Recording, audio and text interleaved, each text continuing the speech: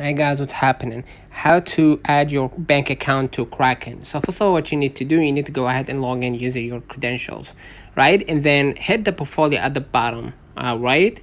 Okay, or the bottom left, excuse me.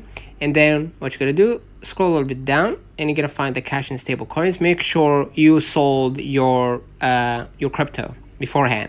Now what I'm gonna do, I'm gonna hit the US dollar, right? Hit withdraw and enter the amount in USD, right? And then if you don't have a bank account, you're gonna add new bank details, and depending on your withdrawal method, the payment or the withdrawal information will be saved based on your withdrawal method. So I'm gonna select Swift, enter the bank name, for example, and then continue, and enter of course the Swift or BIC code, and continue of course to add the bank number and everything, and eventually you're gonna be able to withdraw of course the cash to your bank account, and then your information will be saved automatically on Kraken. So let me know in the comments if this video helped you. Don't forget to like and subscribe. See you in the next one.